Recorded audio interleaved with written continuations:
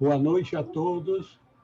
Essa nossa reunião é muito importante porque traz informações para muitas pessoas, informações inéditas a respeito das duas primeiras iniciações que nos colocam no caminho esotérico verdadeiramente e que nos tornam membros da grande fraternidade branca. Isso é uma mudança colossal na vida do discípulo.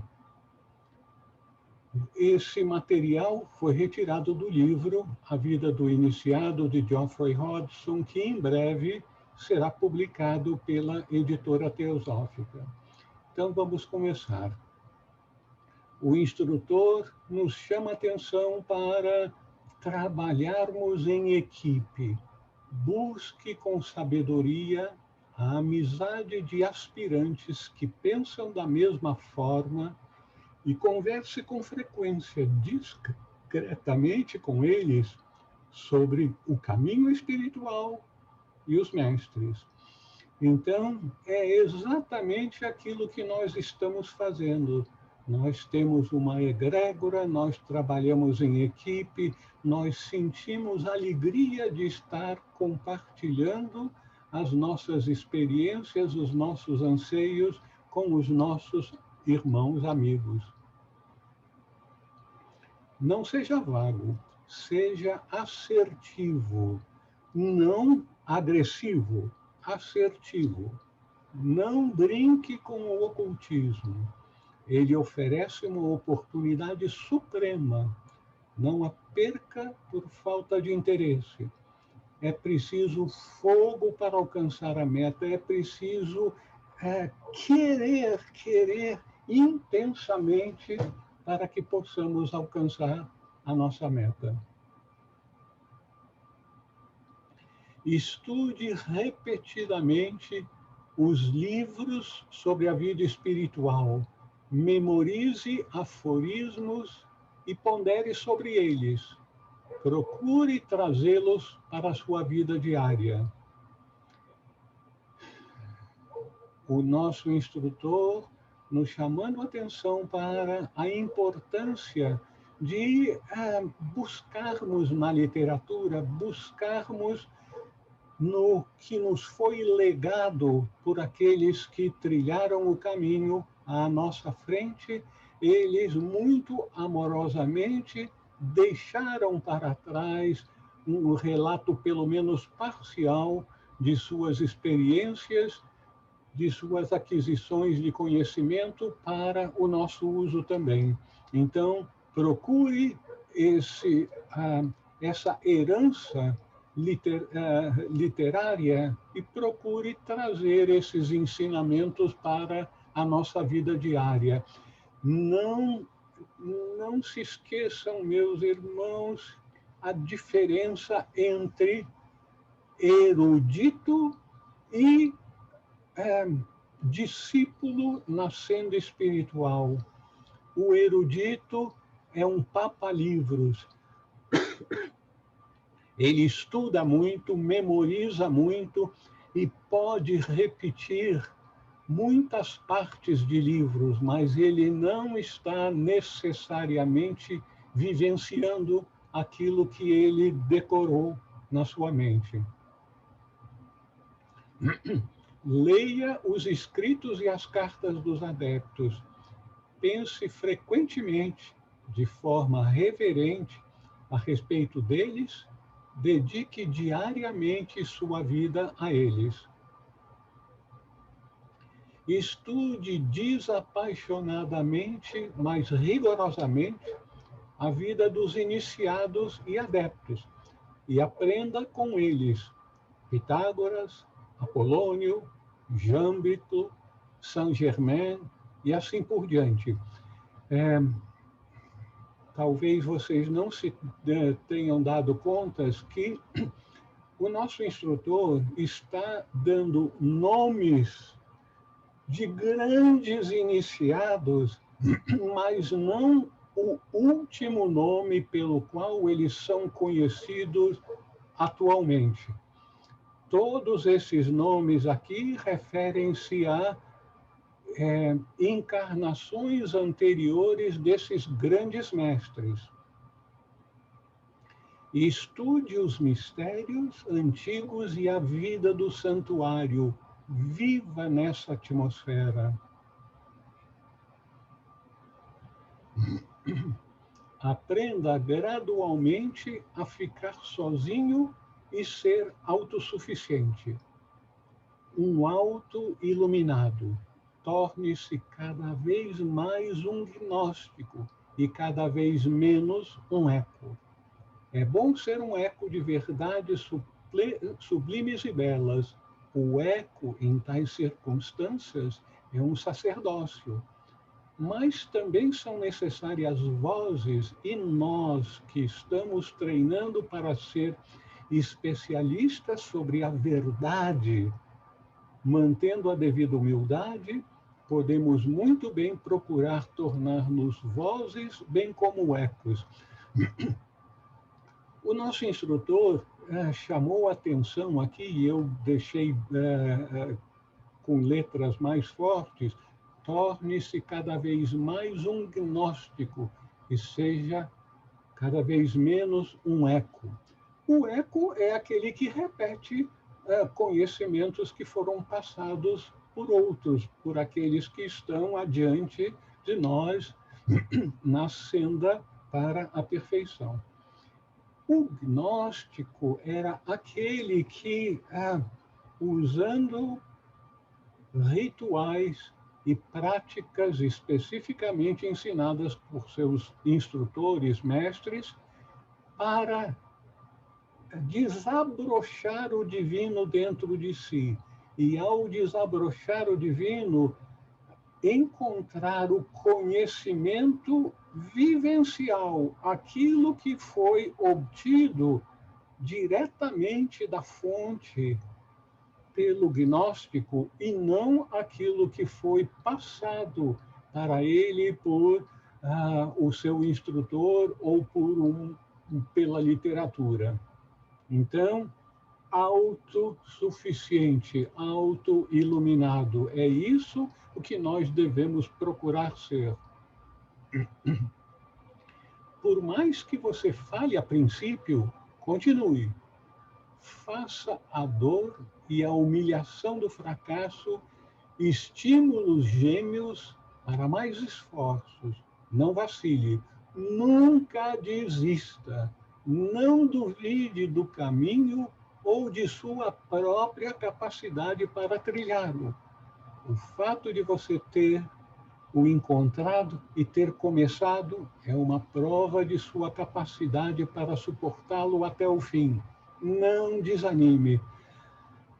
Meus irmãos, muitas vezes por um excesso de humildade ou falta de confiança, as pessoas, quando são iniciadas a respeito dessas verdades, começam a ler a literatura, ouvem palestras a respeito, põem a mão na cabeça, meu Deus do céu, é muita coisa, eu não vou conseguir, eu não sou capaz, eu não posso. Não, todos nós, pelo amor de Deus, não se esqueçam, todos nós somos expressões divinas, todos nós somos uma expressão de Cristo. Nós somos uma flor de lótus desabrochando em nosso interior. Nós podemos tudo porque nós não somos a personalidade, nós somos um ser divino em nosso interior que está se fazendo sentir. O caminho é o desabrochar para que o ser divino interior se manifeste no exterior. Por isso, nunca duvide de sua capacidade para trilhá-lo.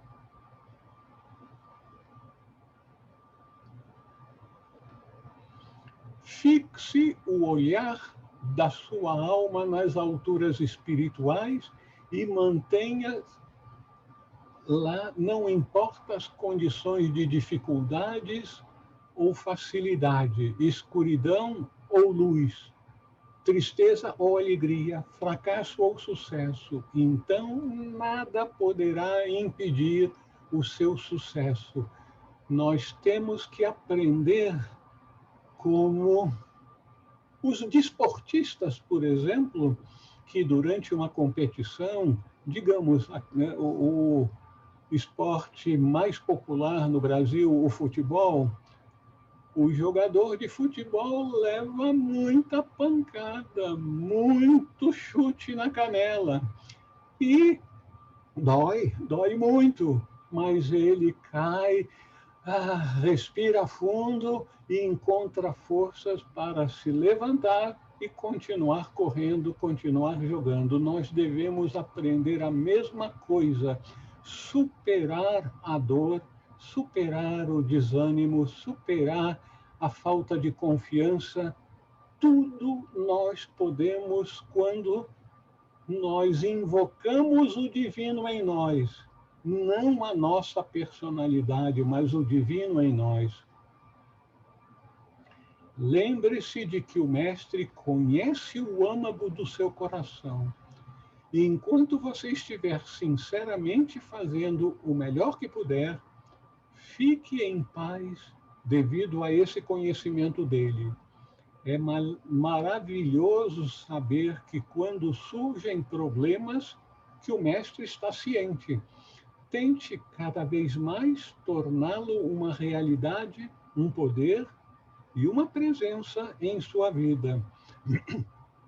O Mestre é um verdadeiro mestre na grande arte e ciência da evolução do ser humano. Ele sabe a dose certa, ajuda versus oportunidade para cada um de nós encontrarmos a solução dos nossos próprios problemas, sermos gnósticos, encontrarmos a verdade e nos conectarmos com aquela força interior de Atma, eu quero, eu posso, eu vou. Essa atitude deve governar todos os passos do nosso caminho. Alcançar a iluminação para o benefício da humanidade, veja só, alcançar a iluminação para o benefício da humanidade deve se tornar a primeira coisa na vida. As regras não devem ser ressentidas com tentativas de escapar delas, mas devem ser seguidas com gratidão pelo conhecimento delas. A pessoa precisa ser inteligentemente convencida e depois trabalhar. Você não pode brincar com o ocultismo com segurança. Alcançar a iluminação para o benefício da humanidade. Esse é o voto do Bodhisattva. Bodhicitta é exatamente isso, aquela determinação de alcançar a iluminação. Não é para me tornar um iluminado. Oh, meu Deus, que bom, eu vou ser um iluminado. Não, eu vou ser capacitado ao alcançar a iluminação para ajudar de forma mais eficiente todos aqueles que estão vivendo na roda do samsara, no sofrimento, sem saber como sair dele. Então, é isso, alcançar a iluminação para o benefício da humanidade. O altruísmo deve ser a chama que nos impele para a frente. A vida do outro não é da sua conta. Nunca se engaje em fofocas. Meu Deus do céu, será que a gente precisa ouvir isso? Infelizmente, a gente precisa ouvir isso. A vida do outro não é de nossa conta. Não devemos nos engajar em fofocas. Seja confiável em relação às confidências. Dano e sofrimento muito graves e intensos podem ser causados a movimentos e a pessoas por derrogação e fofocas, diretas ou por insinuação.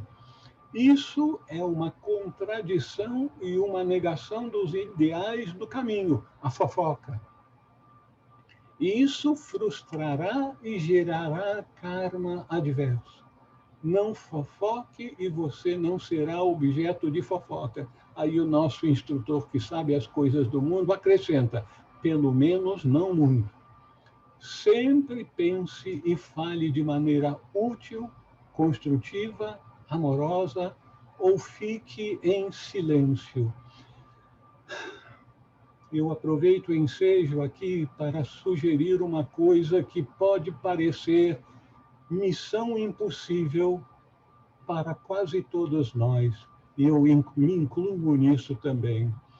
Quando nós ouvimos falar de alguma pessoa, principalmente de uma autoridade, uma pessoa que pode afetar a vida de milhares, milhões de pessoas, um líder que venha a fazer ou dizer coisas que para nós são absurdas. Aí, imediatamente, a nossa prática é criticar, falar mal dessa pessoa. Meu Deus, como é que ele pode fazer isso? Que absurdo! Não, essas pessoas precisam de ajuda, não que a gente jogue lama neles. Eles precisam que a gente faça invocações, reze, mande vibrações positivas para que ele desperte, para que ele consiga parar para pensar antes de dizer bobagem. Então, a nossa atitude como verdadeiros discípulos que almejamos entrar no caminho da iniciação, aprendermos a não nos engajar em fofoca e sermos proativos, sempre procurando trazer algo de positivo, em vez de meramente confirmar as bobagens que a gente acha que esses líderes estão fazendo e dizendo.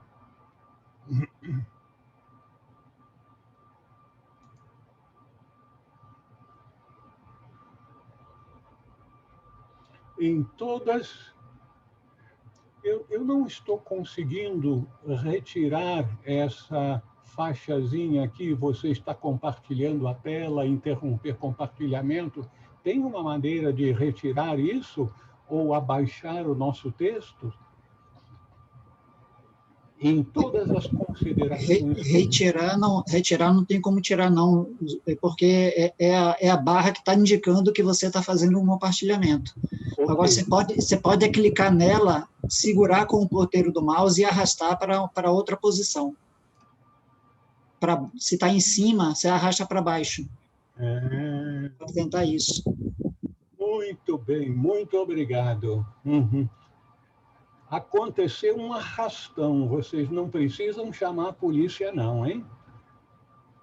Em todas as considerações sobre os estágios do caminho, a ênfase deve sempre ser colocada em melhorias de conduta e caráter, aumento de capacidade, aprofundamento da dedicação e, em todas elas, por expansões da consciência. Meus irmãos, essa expressão, expansão de consciência, deveria estar sempre na sua consciência.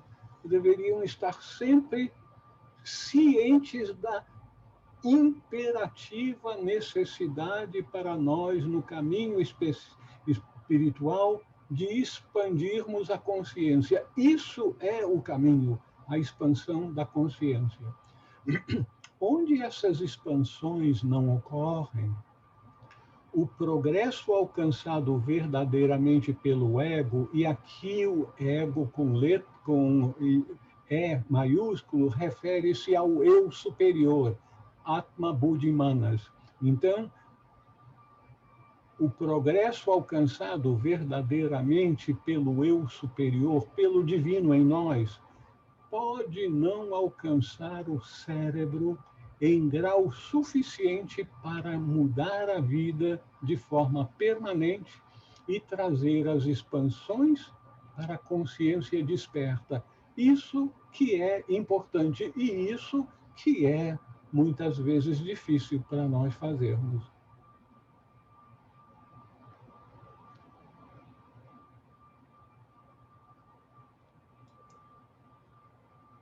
O que é a consciência búdica no cérebro? Isso aí é algo bem abstrato para nós.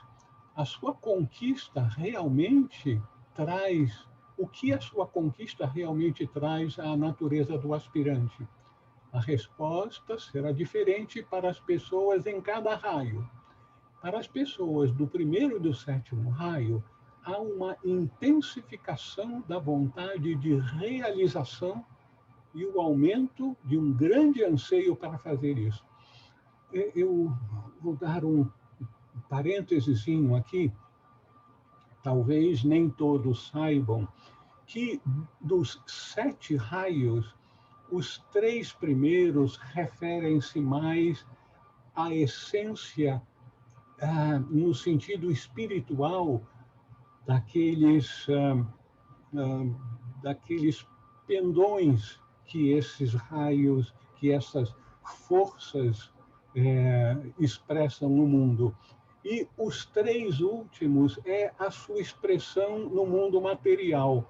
Então, o primeiro e o sétimo têm correspondência, são basicamente a mesma força, mas uma mais no sentido da consciência, a outra mais no sentido da sua aplicação no mundo material. Segundo e sexto, segundo e sexto, terceiro e quinto raio.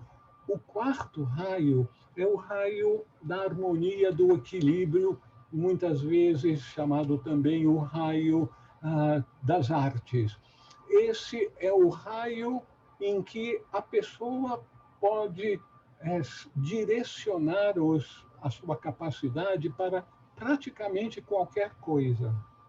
Então, para as pessoas do primeiro e do sétimo raio, uma intensificação da vontade de realização. As pessoas do primeiro e do sétimo raio são aqueles que realizam, trazem para o mundo as grandes mudanças, a iniciação dos grandes processos. Blavatsky, por exemplo, era uma iniciada do primeiro raio. O mestre dela, mestre Moria, o Chohan do primeiro raio. Realização. O guerreiro. As pessoas do segundo e do sexto raio estão inclinadas a obter mais experiência real na consciência cerebral do que o grupo anterior. A universalização e a universalidade do pensamento são característica desses raios. Então, experiência na consciência cerebral. O segundo raio é o raio do ensino, vamos dizer assim. Os grandes iniciados do segundo raio estão seguidamente apresentando-se no mundo como grandes instrutores. Pitágoras, por exemplo. E do sexto raio, aqueles que entram em sintonia com os ensinamentos pelo amor, pela dedicação. Dedicar-se mais do que devotar-se.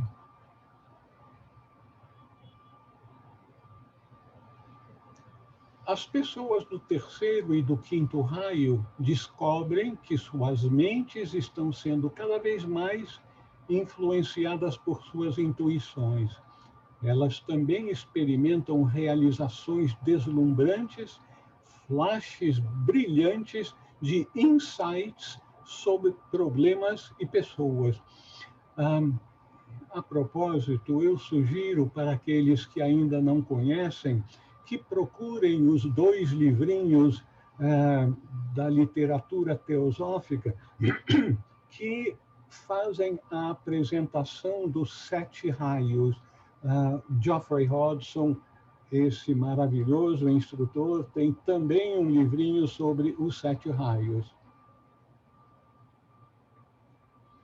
Pessoas do 4º raio são afetadas de acordo com os seus sub-raios, um resultado marcante da consciência búdica, sendo a conquista de ganhos em seus ramos escolhidos das artes.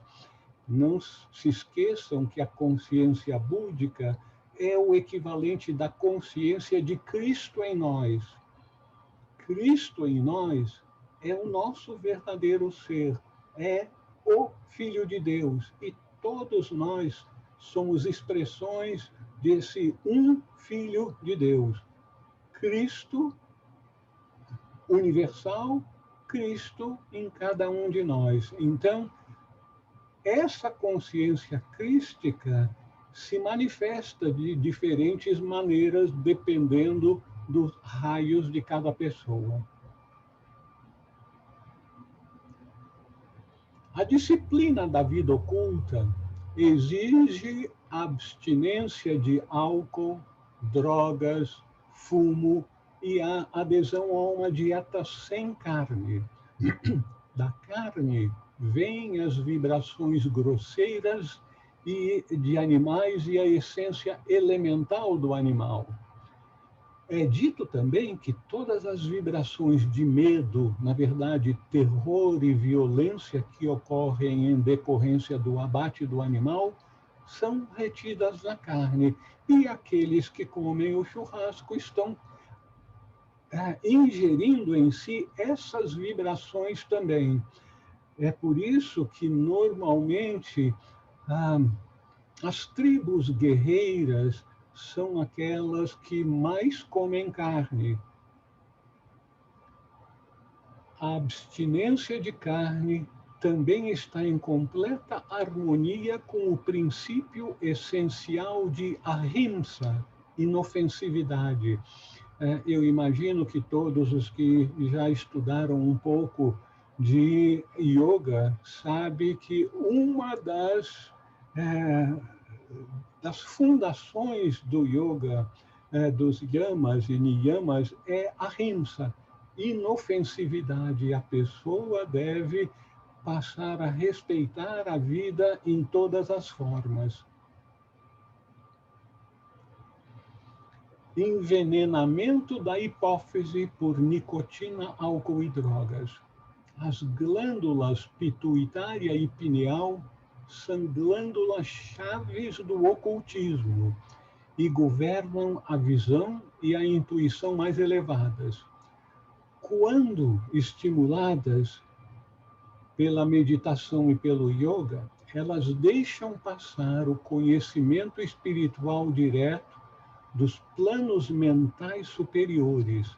A faculdade intuitiva é governada pela função da glândula pineal. Faculdade intuitiva governada pela glândula pineal. A glândula pituitária governa a clarividência e a sensibilidade aos fenômenos dos níveis astromentais mais elevados. A nicotina envenena essa glândula e impede qualquer clarividência superior.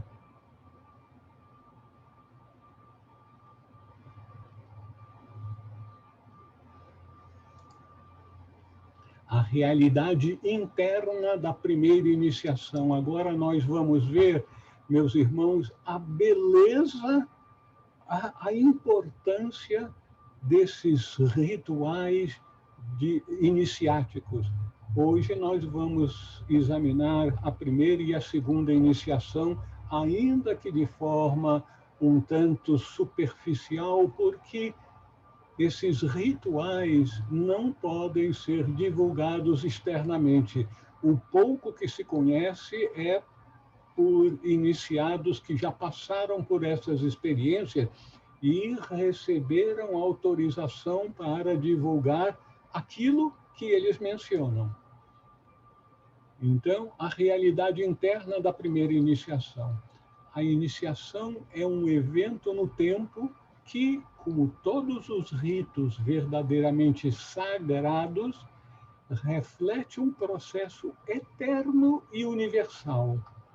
O ego, o eu superior do candidato, e grande parte do corpo mental, que faz parte da natureza inferior do homem, é submetido durante cerca de 4 horas do tempo solar neste planeta à ruptura do exterior da antiga concha ou casca da autoexistência separada.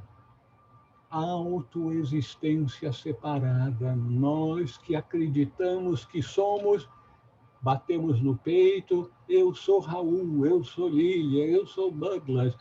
Nós temos um equipamento para manifestação no mundo que se faz por meio da nossa personalidade, por meio do nosso corpo e dos seus outros corpos auxiliares.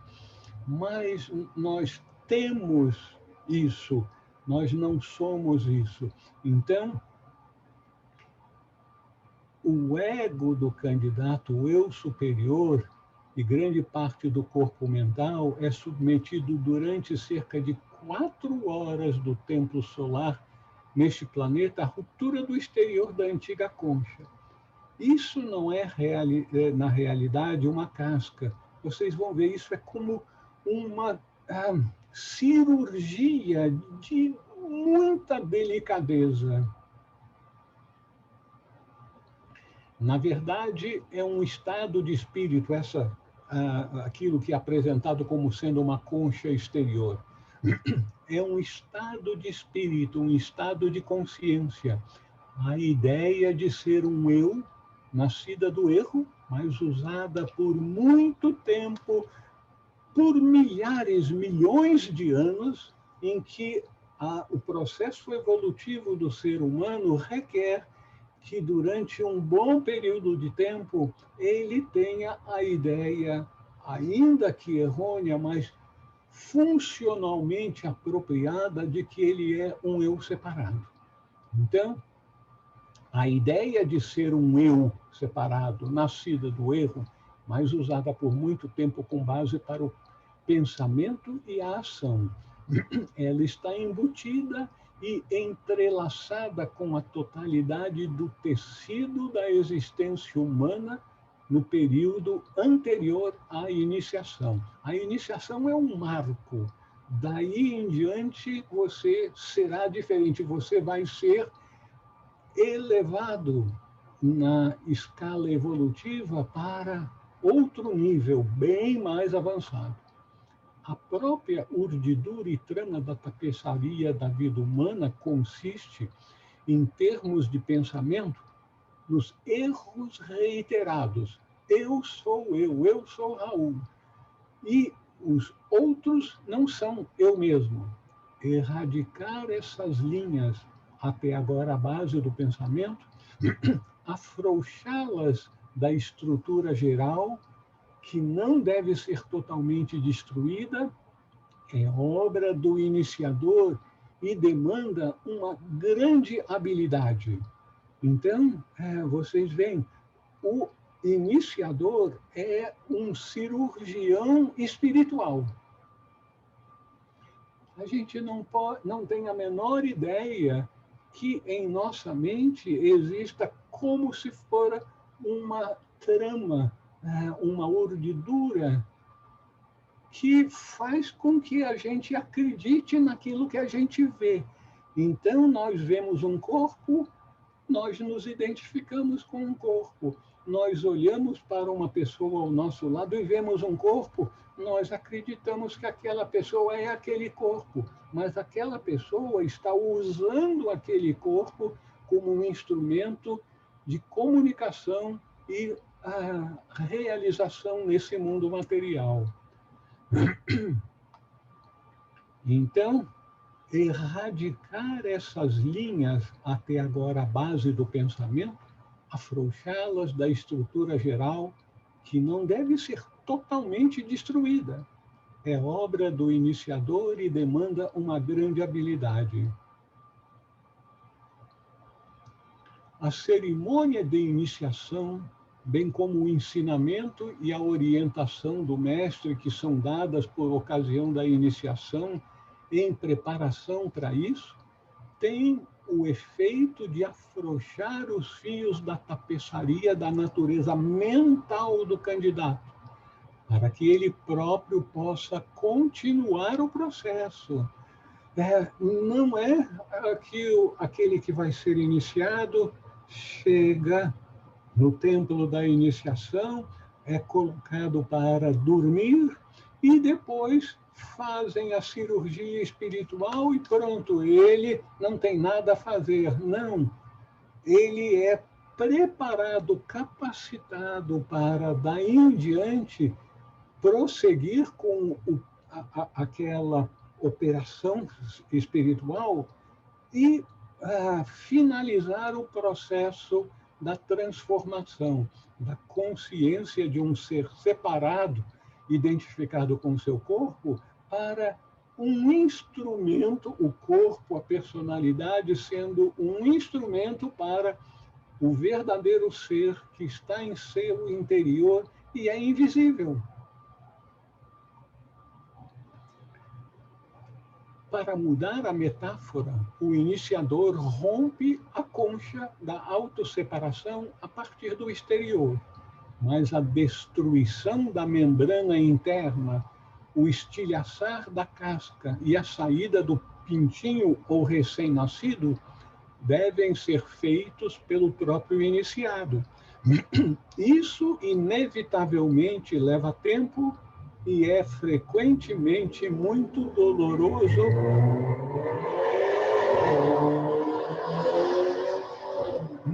doloroso e humilhante. Reforçando a ideia que nós devemos manter, que o processo é iniciado durante a iniciação.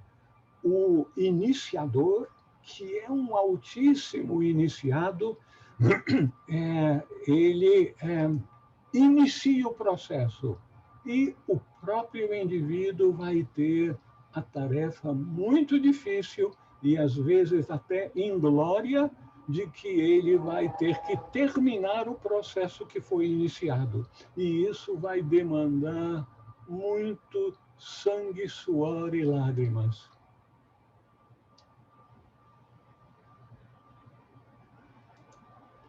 O iniciado, no entanto, está comprometido com esse processo e, por isso, ele deve continuar. As circunstâncias conspiram para ajudar e esse é o teste do iniciado. No entanto, ele pode recusar a lição, resistindo de forma egoísta ao processo na personalidade e exigindo o direito de manter seu senso de separatividade. Nesse caso, não será mais possível progredir esotericamente, espiritualmente, nessa vida.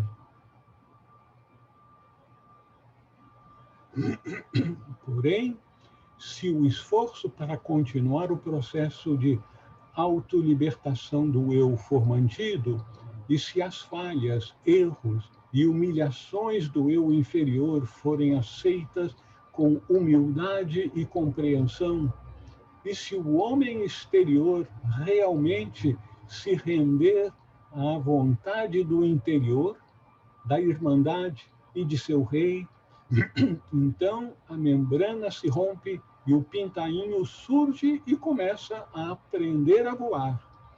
Isso também é difícil, sendo acompanhado de quedas, mas o mestre continua a ajudar e toda a irmandade está por trás do iniciado, para apoiá-lo, protegê-lo e sustentá-lo nesse esforço.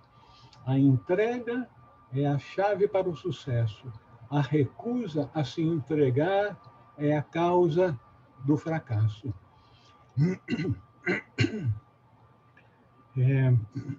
Eu vou chover no molhado e reiterar aquilo que a gente, em geral, sabe. Existem muitas pessoas avançadas que, na vida humana, se apresentam como instrutores, como gurus, como orientadores espirituais e mesmo pessoas em atividades de comando, primeiro raio, cientistas. Essas pessoas realmente avançadas que têm grande capacidade de realização, volta e meia escorregam e fazem absurdos, seja caindo na tentação do poder, da corrupção, do desejo sexual, enfim, algum tipo de tentação a qual eles estão mais suscetíveis, podem e muitas vezes fazem com que eles tropecem e caiam. Isso não quer dizer que eles serão esquecidos para o todo sempre da Irmandade. Eles terão grandes humilhações, vão ter que colher o karma negativo que eles geraram, mas eles vão ter a oportunidade de se redimir e prosseguir no caminho, geralmente em outra encarnação.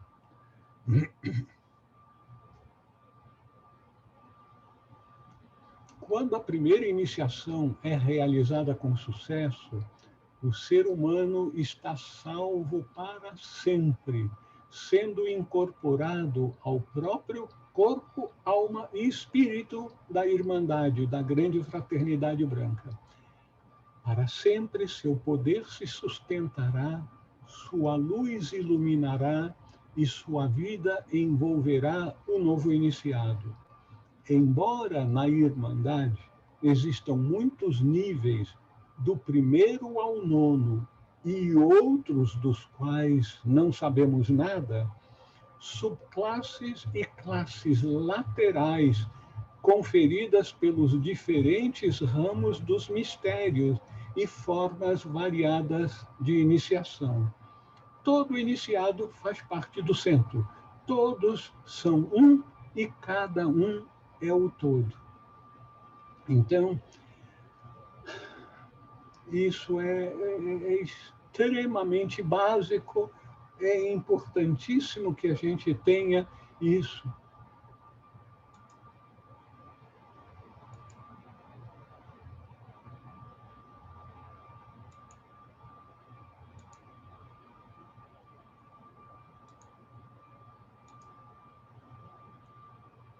Não sei o que aconteceu, mas de repente deu algo aqui na nossa tela. Mas então, é muito importante que a gente tenha em nós o fato de que nós somos responsáveis pela nossa vida e que nós, à medida que fazemos progresso na vida espiritual, somos aceitos como discípulos e, finalmente, entramos no processo das iniciações.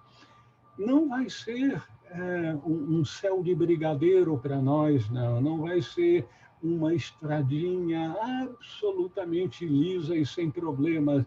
Vai ser uma estrada muito esburacada, com muitos desafios, muitas surpresas nas curvas. Então, nós estaremos nos preparando para sermos mestres de sabedoria e compaixão. Seres perfeitos, assim como o Pai que está no céu é perfeito, como é dito por Paulo. Então, nós não podemos deixar algum lado fraquinho, alguma coisa não trabalhada. Nós vamos ter que ser um diamante perfeito em que todas as possíveis arestas venham a ser buriladas. Unidade é a palavra da irmandade e o dever é seu lema. Somente quando o dever é realizado da melhor maneira possível por cada um, o fato da unidade se torna plenamente manifesto na vida pessoal do iniciado. Encarnados ou desencarnados, trabalhando ou descansando, todos os egos iniciados estão para sempre como uma totalidade, uma equipe. Ninguém nunca é abandonado, exceto nos casos mais extremos e realmente sem esperança. Mesmo assim, uma porta é deixada aberta para seu eventual retorno. É sabido que muitos iniciados escorregam, que têm falhas e precisam recomeçar. Vai nos ser apresentado, por exemplo, que essa primeira iniciação extremamente importante, porque transforma o homem do mundo num homem que já se tornou espiritualizado e que vai se tornar cada vez mais.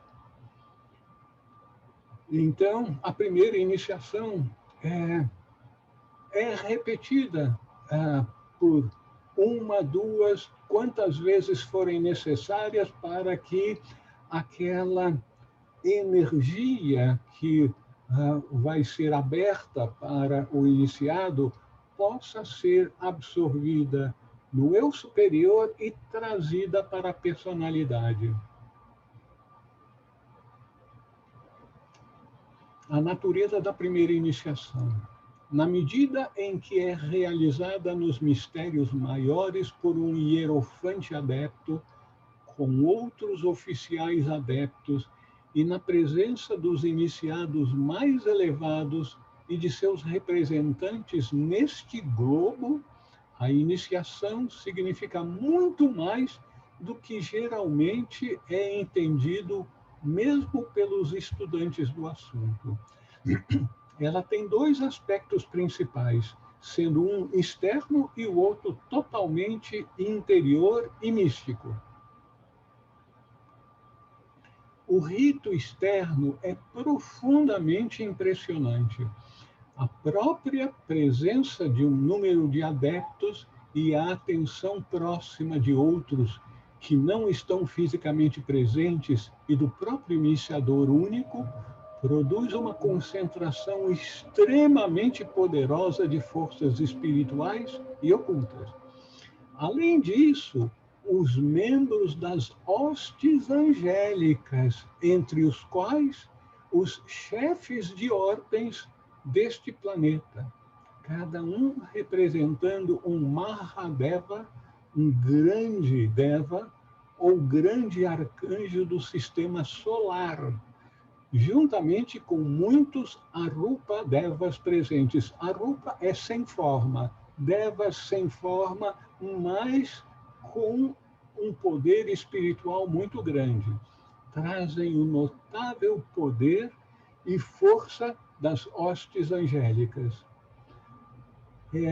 Eu aproveito para sugerir a vocês, se não tiverem feito ainda isso, procurem ler Luz do Santuário, o Diário Oculto de Geoffrey Hodgson, aonde ele faz uma descrição de iniciações, inclusive de uma que ele recebeu naquela vida. Ele não descreve grandes detalhes, mas ele nos dá a conhecer coisas que são realmente estarrecedoras. O candidato é cercado e envolvido pela presença e poder desses grandes seres e dos seres brilhantes, os anjos e arcanjos, de suas auras e das forças que eles são agentes. Toda a natureza e aura do candidato são, por assim dizer, sobrecarregadas com essas energias focadas nele e dentro dele. Tudo isso é remotamente mencionado nas iniciações maçônicas e em outras iniciações de outras ordens cerimoniais, como os...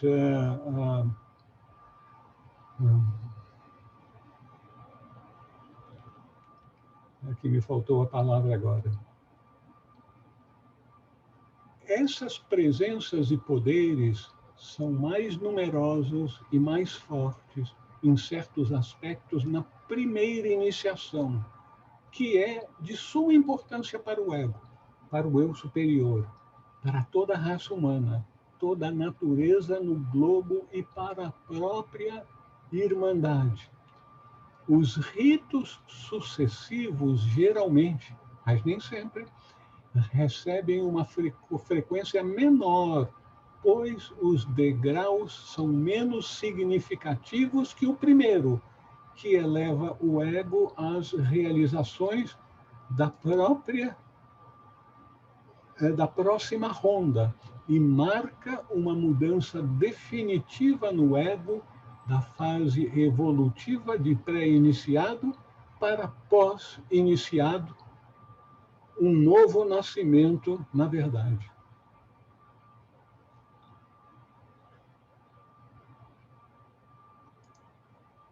Durante a primeira grande iniciação, o candidato passa por transformações causais e búdicas. Causais referem-se a manas superior, a nossa mente abstrata, mente divina, na tradição cristã referida como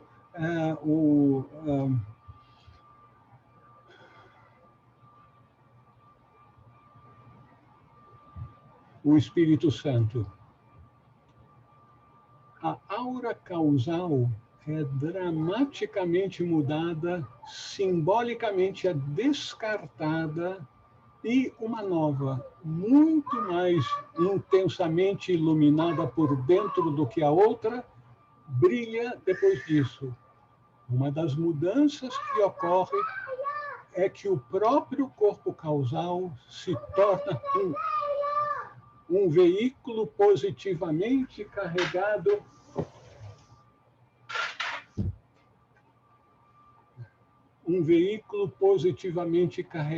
de energia, além da vestimenta amplamente negativa, receptiva e conservadora das realizações e desenvolvimentos evolutivos que ele tinha sido até então. Sua amplitude de radiação é bastante aumentada e é cercada por uma descarga por toda a sua superfície de uma fina, mas brilhante emissão de partículas. Então, nós não temos ideia, não podemos ter ideia do que é a grandeza, a transformação radical pelo qual nós passaremos com a nossa primeira iniciação.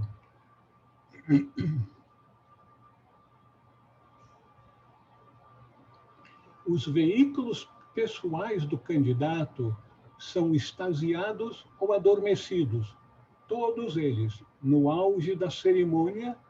Isso é realmente necessário para impedir que traços pessoais, hábitos e até interesses possam interferir nos procedimentos completamente impessoais sendo realizados e nas mudanças ocorrendo nos corpos arupa, ou seja, sem forma.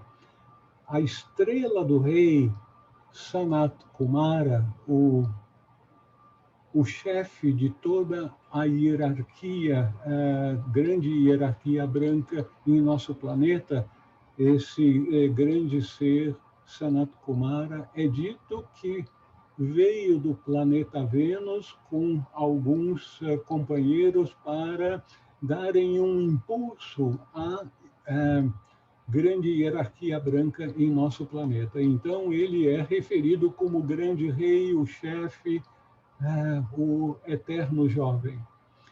A estrela do rei, vocês se lembram na descrição evangélica do nascimento de Jesus, que uma estrela apareceu no céu? Essa é a estrela do rei, que é simbolicamente referida nos evangelhos.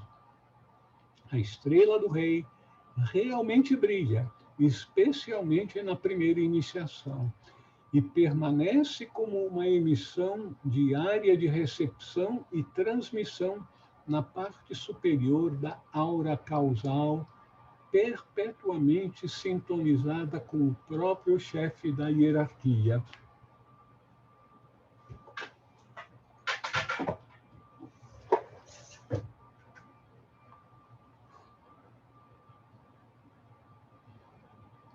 Quando o hierofante iniciador pronuncia as sentenças de consagração, ele também traz, a níveis aos quais o candidato ainda não alcançou, forças e influências que provocam uma mudança, as mudanças descritas, e vinculam a mônada ao ego. Esses dois ainda não tendo tido um meio de comunicação e transmissão de poder. Eu aproveito para lembrar que mônada é o equivalente à centelha do sol central espiritual, é aquele fragmentozinho do todo, daquilo que nós chamamos usualmente de Deus. Então, o Logos, o iniciador da manifestação do nosso universo, ele traz para nós essa fagulhazinha que é conhecida como a mônada, como a mônada. Então, a mônada é o equivalente ao Pai Nosso que está no céu. Ele está no céu e não na terra, e não manifestado. Então, essa fagulha divina não manifestada manifesta-se no mundo como o eu superior, como Atma Buddhi Manas. Então, essa vinculação da mônada com o eu superior é extremamente importante. Esses dois ainda não tendo tido um meio de comunicação e transmissão do poder da mônada para o eu superior. O rito estabelece isso para o iniciado, mas lembre-se, apenas no que diz respeito ao eu superior. Não é que a iniciação vai trazer para a personalidade toda aquela força. A personalidade não aguentaria isso. Então, traz para o eu superior, que progressivamente vai fazendo com que aquelas energias, aqueles poderes venham sendo absorvidos e incorporados pela personalidade. Lembre-se também que todo o processo é altamente individual, estando fora de sintonia com a natureza, porque foi alcançado muito antes do período evolutivo normal e da realização prevista para o esquema, a ronda e o globo planetários em que nós nos encontramos.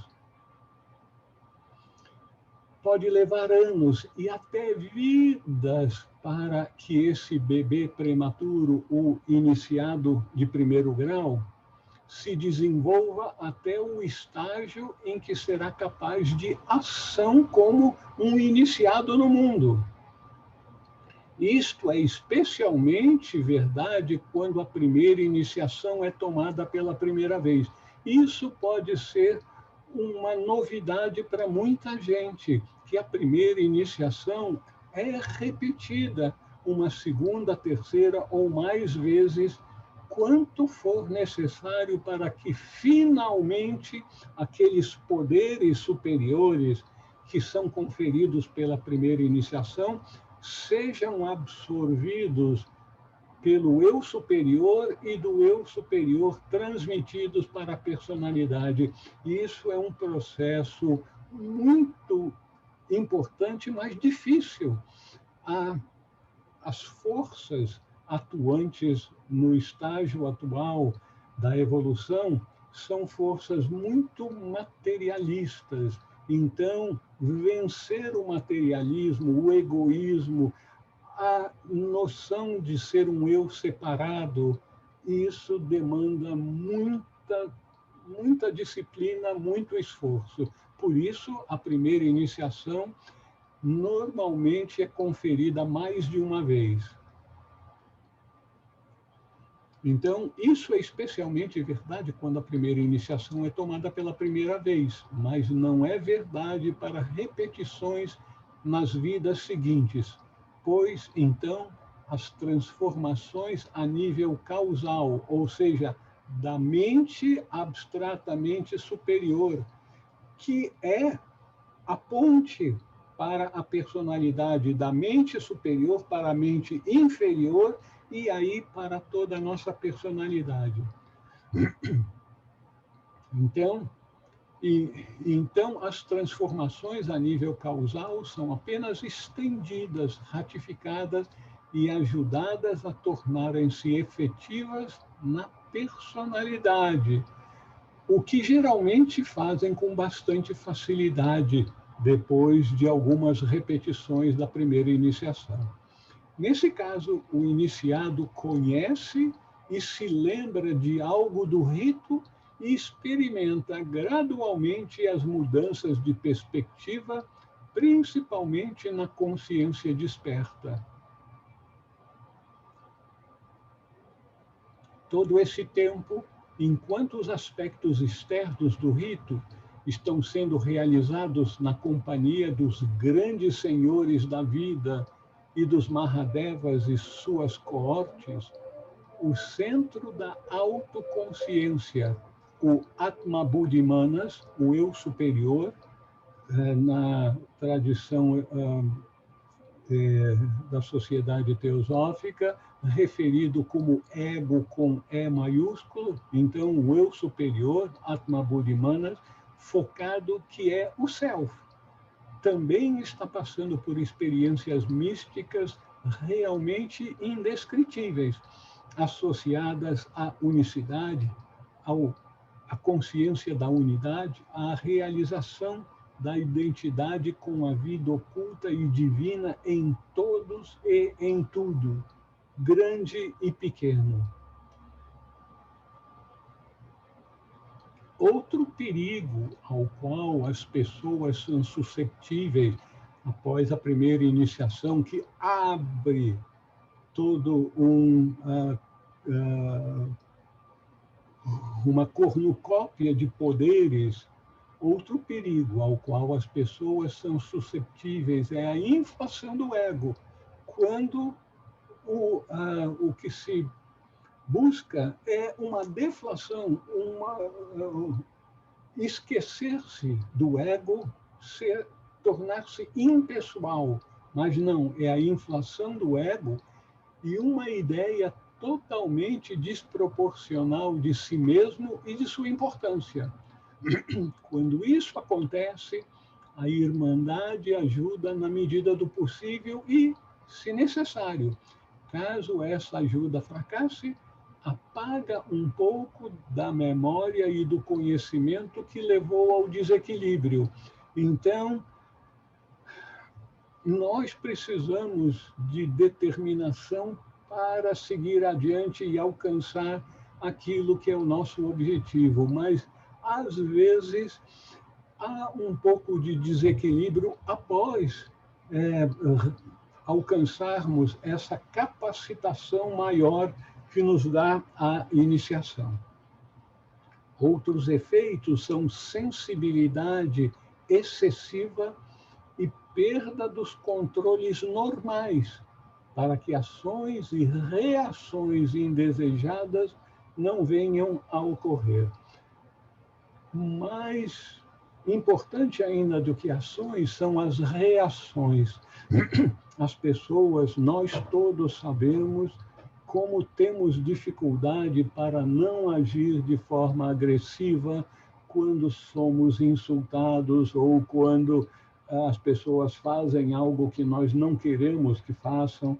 E nós muitas vezes temos reações agressivas. A gente tem que superar isso, principalmente depois que nós formos capacitados pela iniciação. Todos esses são preços que devem ser pagos para entrar na corrente e alcançar a outra margem, muito antes do tempo normal para a humanidade atual. Isso é o que ocorrerá com o iniciado. Não é possível descrever e deixar claro os grandes cerimoniais e outras atividades da Irmandade nesta terra, geralmente com a participação de representantes de outras partes do sistema solar. Isso é algo extremamente importante e fora do nosso conceito das coisas deste mundo. Isso ocorre porque a vida que habita em todos os seres e todas as coisas se sobrepõe sobre suas formas, vida e forma. Então, sobrepõe-se sobre suas formas e, portanto, anula as restrições das formas. As formas são limitativas. A consciência, a vida, é muito mais extensa. Um exemplo é a realização da vida nos reinos subhumanos, particularmente no reino vegetal, há grandes cerimônias e avanços ocultos. Só se pode dizer que, e isso pode parecer muito estranho, as árvores ou a vida das árvores dentro do alcance da cerimônia se curvam à medida que grandes descidas de poder ocorrem em níveis muito elevados. Eu posso informar a vocês que conheço uma pessoa que, tendo ido a um local, posso até dizer, Figueira, quando Trigueirinho era vivo, ao passar por um bosque, essa pessoa com alguns poderes espirituais ficou estarrecida vendo que as árvores pareciam se inclinar como que reverenciando as pessoas que estavam passando.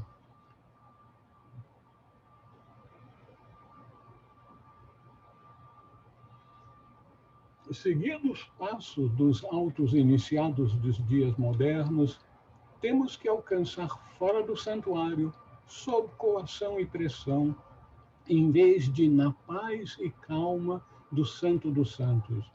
No entanto, a obtenção da iniciação e da absorção dessas forças, incorporação em nosso ser dessas forças, nessas condições é muito elevada e muito estável, e é um dos melhores meios para garantir a renovação da inspiração bem cedo na vida seguinte. Então, nós temos que nos lembrar que o processo evolutivo é um processo. Os grandes iniciados, os mestres de sabedoria que nós conhecemos hoje, tiveram várias encarnações, desde que receberam a primeira encarnação até alcançar o adeptado. E mais. Então, algumas dessas encarnações são conhecidas desses grandes iniciados. E a gente vê que eles voltaram ao mundo várias vezes para continuar no seu trabalho de ajudar a despertar e a alcançar a evolução necessária para a libertação do sofrimento. Isso é importante para o iniciado, pois ele mantém a pressão e a subida sem pausas, sem pausas ou rupturas indevidas. Portanto, é mais provável que ele seja preservado de quedas graves e, pior ainda, de ações prejudiciais ao seu progresso. A segunda iniciação. As qualificações essenciais para a segunda iniciação consistem em superar, lembrem-se dessa palavra, várias situações e condições que eles precisam aprender a superar. O desejo de existência separada como uma individualidade com nome e história. É o desejo, superar o desejo dessa existência separada. O desejo de recompensa de qualquer tipo, e principalmente recompensas exteriores de tempo, local, posição e cargo. Esse desejo deve ser extirpado, pois obscurece a mente e mancha a pureza dos motivos. A realização para provar a si mesmo para si próprio.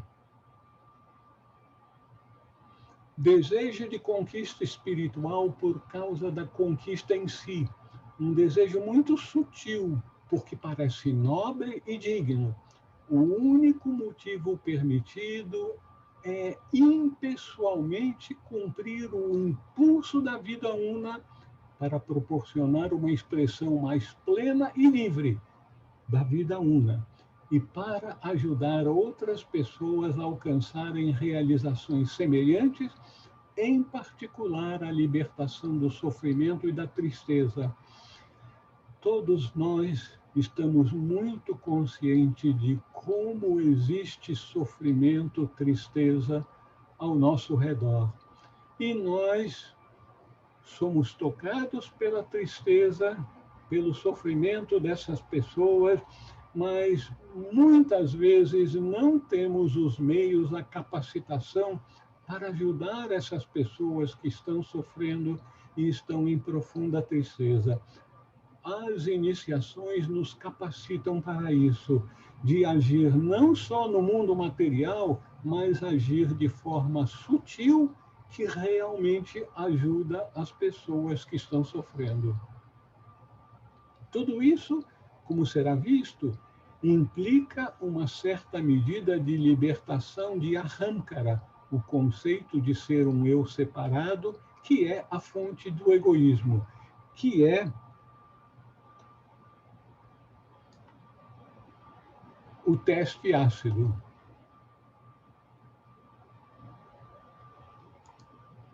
Então, a própria mente precisa ser submetida a tal controle pela vontade, que pode ser concentrada com uma considerável medida de continuidade ininterrupta em qualquer pensamento ou série de pensamentos abstratos ou concretos. A pessoa não precisa ser um grande intelectual, mas precisa desenvolver o controle dos poderes e faculdades mentais que já possui, o controle dos nossos poderes, o controle de nossa mente, a plena atenção de que os budistas tanto insistem. O essencial é a clareza da visão mental, o discernimento em relação aos valores relativos e uma crescente susceptibilidade à intuição, indicações do mestre e do pensamento da fraternidade.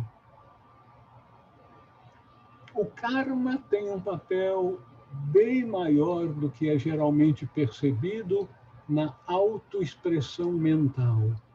O mecanismo pelo qual o eu interior opera, isto é, a mente-cérebro, é extremamente delicado e muito sensível às limitações kármicas e aos aspectos astrológicos pelos quais o karma é reapresentado. Então, aquilo que nós vamos colher nos é apresentado quando as circunstâncias são propícias, são naturais. E isso, então, tem a ver com os aspectos astrológicos pelos quais o karma é representado. Problemas emocionais são realmente problemas mentais. Eles podem, portanto, ser solucionados pela mente e, em grande parte, pela clareza e controle da mente. No que diz respeito ao puro crescimento mental, o aumento de poder e a capacidade intelectual, isso ocorre de dentro para fora, e não ao contrário, como no caso do intelectual material, ou seja, do erudito, o papa-livros que leu muito, acumulou na memória aqueles fatos da sua leitura, e então adquiriu de fora para dentro um certo nível de conhecimento. O iniciado não. Ele ativa os seus mecanismos internos, a sua natureza espiritual, divina, e essa natureza divina começa a desabrochar e possibilitar o entendimento da ação das forças da natureza e as forças esotéricas em ação no mundo. Então, repetindo, no que diz respeito ao puro crescimento mental, o aumento de poder e capacidade intelectual ocorre de dentro para fora, e não ao contrário, como no caso do intelectual, material, o erudito. A mônada frutifica as sementes do poder intelectual.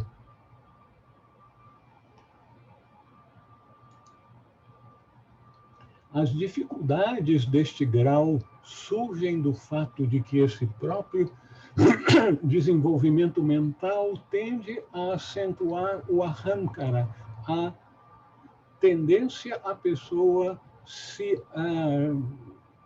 acreditar ser um eu separado, uma vez que a mente é a sede desse instinto de separatividade. É por isso que ele é um grau tão perigoso e tantos falham e caem quando se aproximam dele ou depois de alcançá-lo.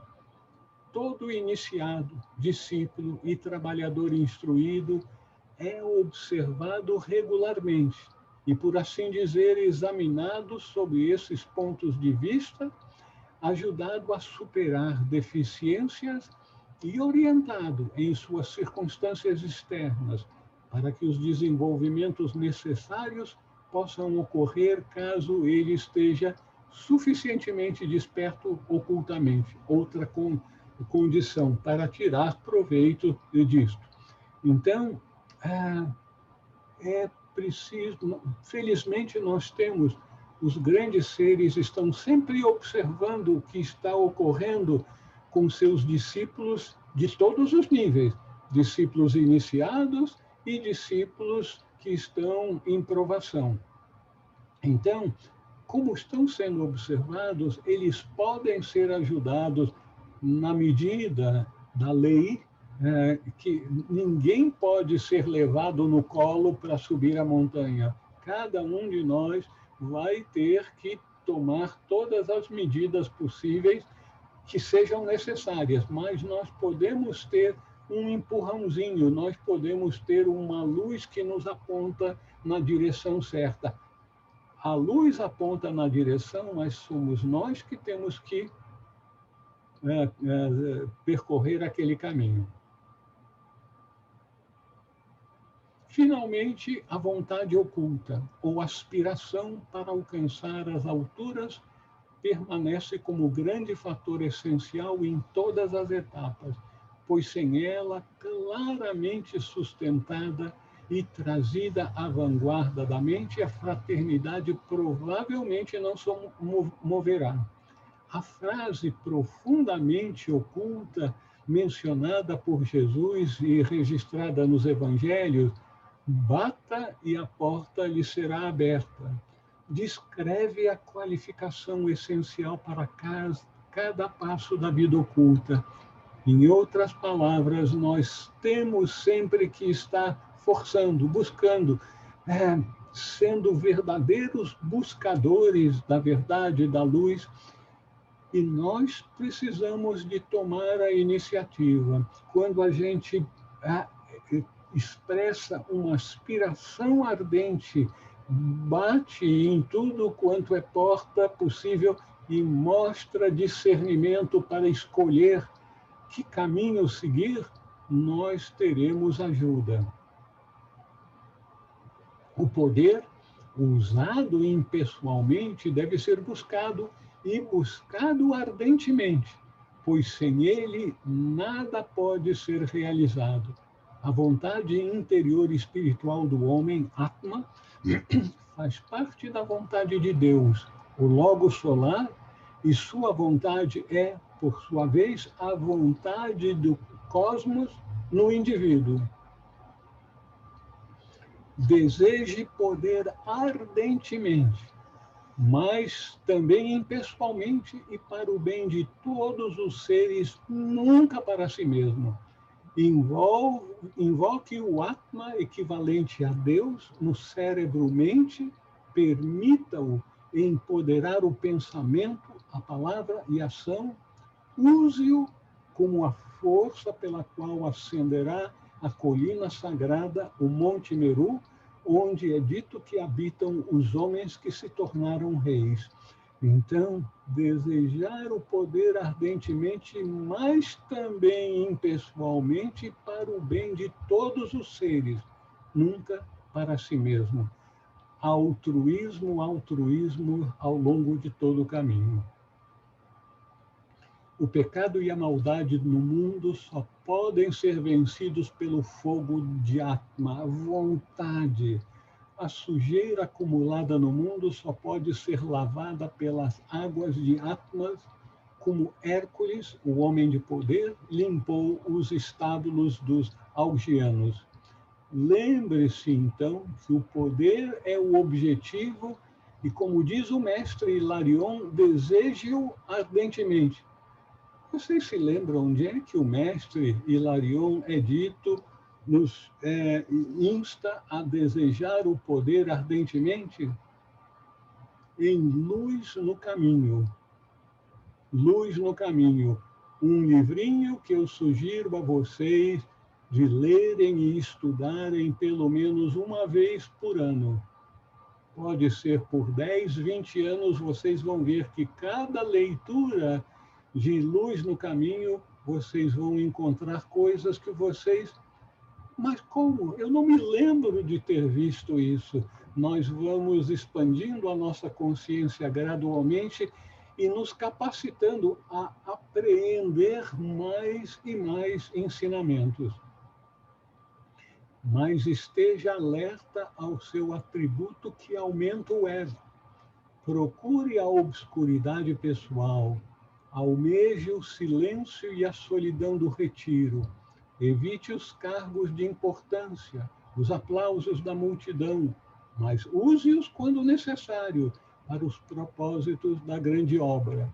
Despreze-os como ilusões em si, dê-lhes boas-vindas como oportunidades de servir.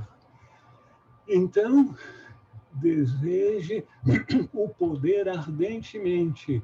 Para quê? Para o bem dos outros. E cuide-se para não deixar que a ambição lhe consuma por dentro. Tanto é que em Luz no Caminho, a primeira recomendação é mate a ambição.